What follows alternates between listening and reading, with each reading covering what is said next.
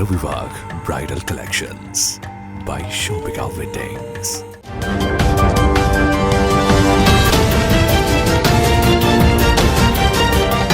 Telephone ചോർത്തലിൽ മുൻ MLA PV അൻവറിനെതിരെ 1 മാസത്തിനകം സംസ്ഥാന പോലീസ് മേധാവി നടപടിയെടുക്കണമെന്ന് ഹൈക്കോടതിയുടെ ഉത്തരവ്.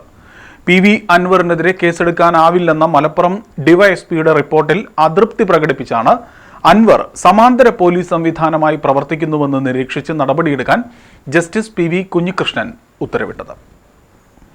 വ്യക്തികളുടെ അനുമതിയില്ലാതെ ഭരണഘടന പൗരന് നൽകുന്ന മൗലികാവകാശമായ സ്വകാര്യത ലംഘിച്ച് നിയമവിരുദ്ധമായി ഫോൺ ചോർത്തിയത് കേസെടുക്കാവുന്ന ഗൗരവകരമായ കുറ്റകൃത്യമാണെന്നും കോടതി വ്യക്തമാക്കി. സംസ്ഥാന പോലീസ് മേധാവി അന്വേഷണത്തിന് ഏതെങ്കിലും ഉദ്യോഗസ്ഥനെ ചുമതലപ്പെടുത്തുകയാണെങ്കിൽ നിഷ്പക്ഷവും നീതിപൂർവവുമായ അന്വേഷണം ഉണ്ടാകണമെന്നും നടപടി 1 മാസത്തിനകം പരാതിക്കാരൻ മുരുകേഷ് നരേന്ദ്രനെ അറിയിക്കണമെന്നും ഉത്തരവിൽ വ്യക്തമാക്കിയിട്ടുണ്ട്.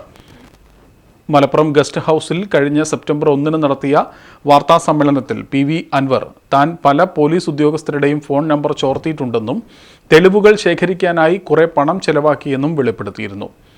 നിയമവിരുദ്ധമായി ഫോൺ ചോർത്തിയതിന് PV അൻവറിനെതിരെ കേസെടുത്ത് അന്വേഷണം നടത്തണമെന്നാവശ്യപ്പെട്ട് മുരുകേഷ് നരേന്ദ്രൻ പോലീസിൽ പരാതി നൽകിയിരുന്നു.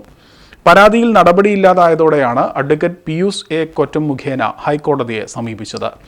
ടെലിഫോൺ ചോർത്തലിൽ മുൻ MLA PV അൻവറിനെതിരെ പോലീസ് നേരിട്ട് കേസെടുക്കാവുന്ന കുറ്റകൃത്യമല്ലാത്തതിനാൽ കേസെടുത്തില്ലെന്നും പരാതിക്കാരൻ തെളിവുകളൊന്നും ഹാജരാക്കിയില്ലെന്നുമാണ് മലപ്പുറം ഡിവൈഎസ്പി ഹൈക്കോടതിയെ അറിയിച്ചത്.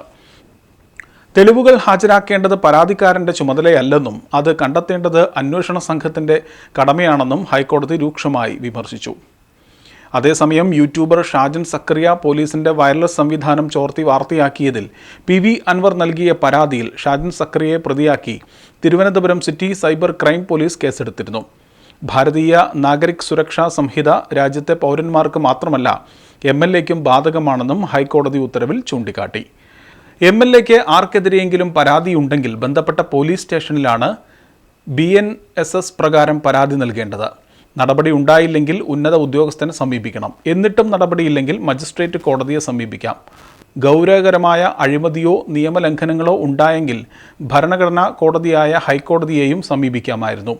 അല്ലാതെ സമാന്തര അന്വേഷണ ഏജൻസിയായി ഫോൺ ചോർത്തരുതെന്നും കോടതി ഉത്തരവിൽ വ്യക്തമാക്കി.